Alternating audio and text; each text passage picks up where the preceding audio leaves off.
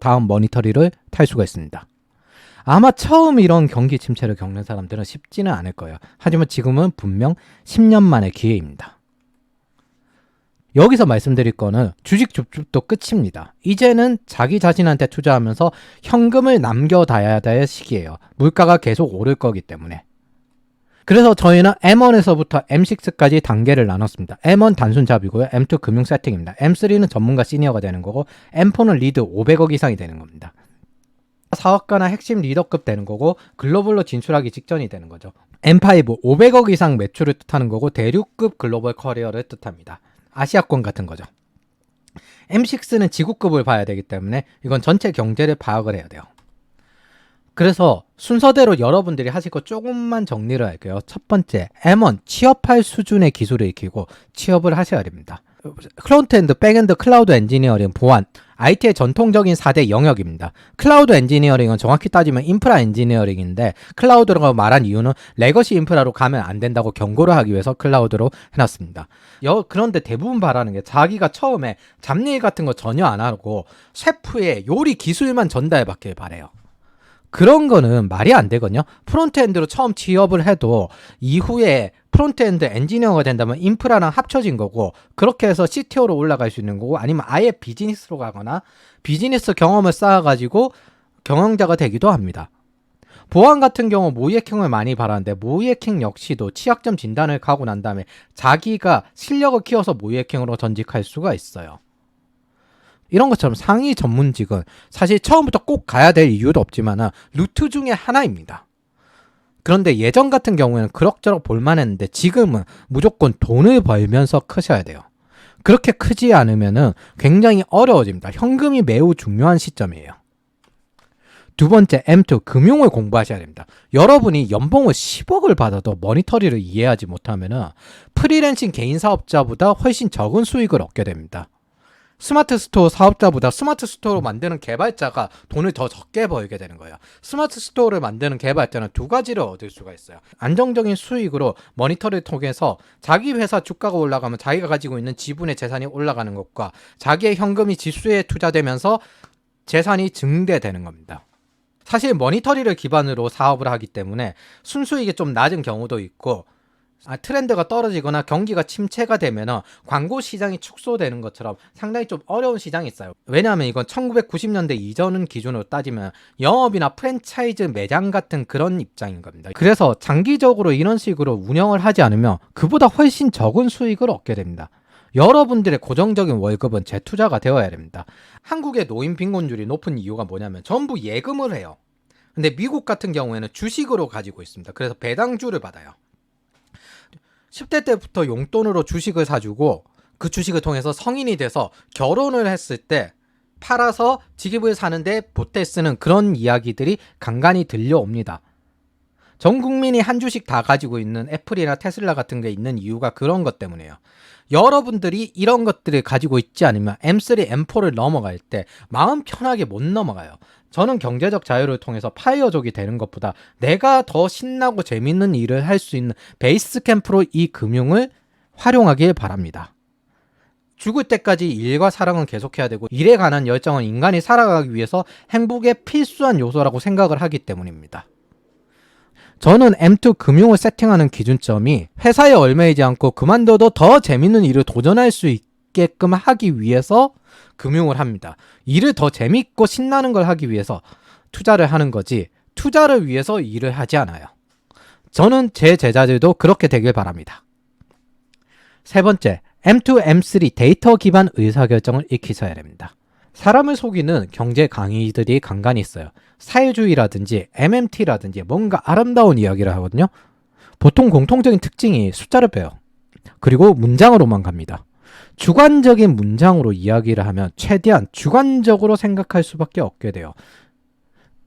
리딩방 같은 데 보통 낚이는 이유가 워렌 버핏이 최고 부자가 되는데 연수익이 20%입니다. 그런데 한국에는 워렌 버핏, 레이 달리어, 조지 소로스 따위는 비교도 할 수 없는 어디 1년에 20%를 노려 1년에 10,000%를 얻을 수 있습니다 라고 하는 리딩방이 아주 많습니다. 기본적으로 아는 사람 어이가 없겠죠? 뭐 40% 수익을 얻었다. 정말 운이 좋은 거죠. 주관적으로 금융 결정을 내리다 보니까 패착이 오는 거예요. M3도 마찬가지입니다. M3 전문가 영역도 마찬가지입니다. 더 이상 주관적으로 기업들은 의사결정을 하지 않아요. 지표를 정하고 데이터 기반으로 의사결정을 하고 최대한 근거를 만들고 과학적으로 접근하려고 합니다. 그리고 앤디 그루브의 하이 아웃풋 매니지먼트라는 책이 있는데 여기에 하는 말이 있어요. 어떤 지표라도 만들면 도움이 된다. 파이썬과 엑셀, SQL은 그런 지표 데이터 기반 의사결정을 하는데 금융에서부터 일하는 데까지 다 필요합니다. 즉 큰 회사일수록 전략적 의사결정을 주관적으로 하는 일은 없습니다. 지금은 모두가 경영자로 이렇게 움직이셔야 됩니다.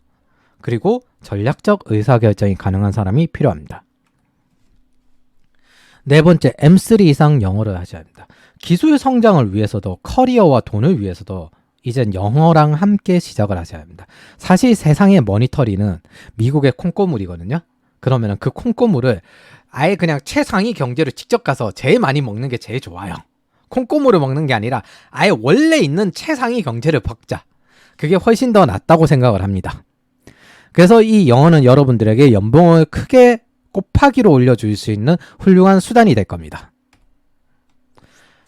다섯 번째, M4에서 M6 이상 기초경제학, 경영학, 비즈니스와 리더십을 공부하셔야 됩니다. 전략적 의사결정에 필요합니다. 이번에도 그렇듯 매 경제위기는 정치인과 사람들의 광기와 만나서 돈이 과도하게 풀릴 때 일어났습니다. 1990년대 후반 IT 버블은 원숭이도 데이 트레이딩을 하면 돈을 번다라고 했고요. 2009년 서브프라임에서는 스트리퍼 같은 경우가 보통 대학생 등록금을 벌기 위해서 하는 경우도 꽤 많거든요. 그만큼 저소득자라는 거예요. 그런데 그 스트립 댄서조차도 별장을 3군데 가지고 있을 정도로 대출이 쉽게 나왔습니다. 그리고 2022년 테크주의 어마어마한 주가 성장과 코인들의 가격 상승과 NFT의 가격 상승이 광기에 비슷한 비이성적이었어요. 그 대가가 지금 치러지고 있습니다. 그리고 그 머니터리가 꺼질 때가 됐습니다.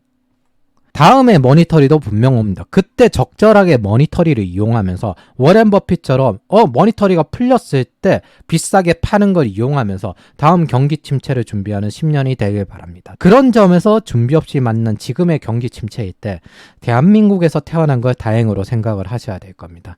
여력이 굉장히 많죠. 아르헨티나나 브라질에서 태어났다면 지금 당장 밥 굶고 있었을 겁니다. 아르헨티나 인플레이션은 50%를 넘어가고 있고 브라질 같은 경우에는 지구온난화로 인해서 식량 위기를 겪고 있습니다. 인도가 이걸 보고 밀생산이 지금 지구온난화 때문에 50% 이하로 떨어질 수 있다고 하거든요. 그래서 인도가 밀 수출을 금지한 거예요. 자국 식량 안보가 최우선이기 때문에 지금 현재 전 지구는 딜레마에 있습니다. 원유를 뽑으면은 인플레이션이 줄어들어요. 그런데 그렇게 생긴 지구온난화는 다시 식량 위기로 만들어집니다. 거기에다가 농작물을 재배할 때 쓰는 질소 비료도 석탄과 천연가스에서 나옵니다. 즉 지금 현재 인플레이션과 지구 환경의 딜레마에 속해 있습니다. 집단의 광기가 덴저존으로 갈 시기가 있어요. 그때 여러분들은 광기에 휩쓸려 환호하기보다 적절하게 이용하고 난 다음에 사이클을 준비하시길 바랍니다. 여섯 번째, 여러분들은 이제 사업가형 투자자가 될 준비를 하셔야 됩니다. 제가 전문가를 지향을 하다가 규격이 조금 작아졌죠. 마침 지금 시대는 모두가 경영자이면서 여러분들은 평생 경영과 투자를 회피할 수 없는 시대가 되었습니다. 회사는 그 경험의 완성을 이루고 인맥을 얻는 곳으로 활용하셔야 돼요.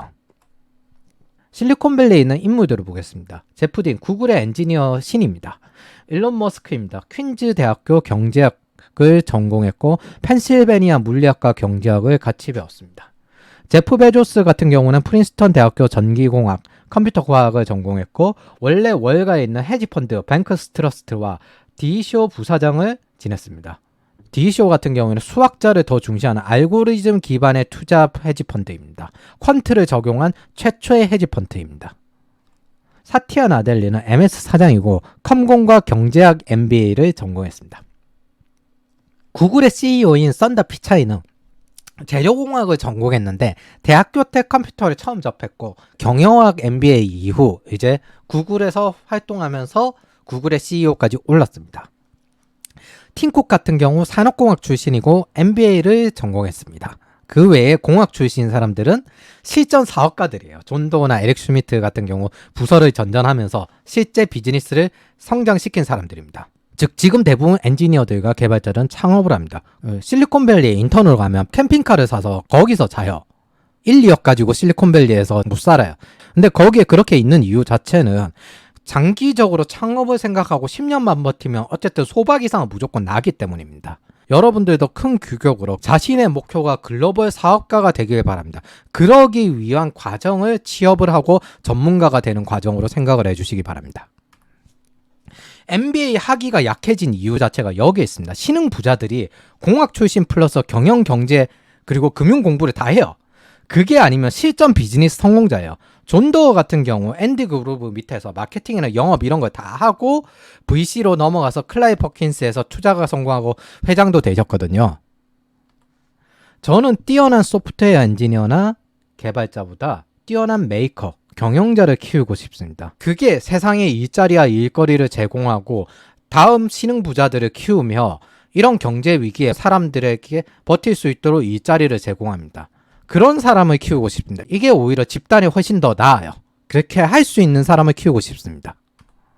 다시 말하지만 회사는 기능적 인간보다 전략적으로 판단하고 실행도 가능한 사람이 많아야 됩니다. 소프트웨어 개발자들을 가끔 보면 기능이다, 사람은 기능이다 이런 식으로 접근하는 경우가 많은데 그거는 정말 1차 세계대전 때 기준점이거든요. 피터 드러커의 업적이 뭐냐면 인간은 기능이 아니다. 인간은 기능이 아니다. 자원이다. 그러니까 성장시킬 수 있다. 라는 겁니다. 그래서 비용으로 판단하지 말고 자원으로 투자해서 성장시켜라. 그런데 자기 자신을 기능적 인간으로 만들려고 하고 전략적인 판단을 안 하려고 하는 사람들이 정말 많아요. 그런 사람들은 아무리 지금 전문가를 하더라도 장기적으로 가난해질 수밖에 없습니다. 영원히 기능으로 있을 수밖에 없겠. 그래서 지금 3년 동안 능력 있는 자가 되셔서 추월 차선을 타셔야 됩니다. 개인으로도 팀으로도 회사로도 산업으로도 지금 전략적인 판단이 가능한 경영자가 되셔야 됩니다. 여러분이 지금 어떤 상황에 있다 하더라도 앞으로 채용은 모두 경영자만 채용하게 될 겁니다. 그리고 실리콘밸리는 원래 이걸 먼저 했습니다. 대표적으로 아마존인데 아마존에 일해보신 분 같은 경우에는 원페이지 문서나 식스페이지 문서 이런 글 쓰는 것들이 굉장히 중요하다는 걸 평가를 받게 될 거예요. AI 스쿨앤랩은 저 단계를 나누어 준비하고 있습니다. 한계없이 무한히 성장하고 성공을 추구할 분들을 찾습니다. 그래서 지금 기회를 놓치지 않고 다음 머니터리 때 성장을 위해서 준비를 할 겁니다. 장기적으로는 AI 스쿨이 아마 결혼하고 난 다음에 내 아이를 가르치는 그런 곳도 되지 않을까 싶긴 합니다. 교육경제학에서 평가를 할 때 학교를 다니면서 과외를 시키는 것보다 어릴 때 빨리 시켜서 관심사를 만들고 투자하는 게 제일 생산성이 높다고 이야기를 합니다. 학교를 다니면서 과도하게 시키는 거는 오히려 마이너스가 될 수도 있다라고 이야기를 해요. 그래서 어릴 때부터 내 자식을 위해서 경제 공부를 하러 같이 오는 그런 조직이 되길 바랍니다. 이건 무슨 뜻이냐? 한번 들어오면 평생 불확실한 미래에 도전하면서 같이 성장하고 성공해 나가면서 영감을 주고받고 도전하자는 뜻입니다. 평생 일하자. 일과 사랑은 저는 죽을 때까지 해야 된다고 생각하는 사람이기 때문입니다.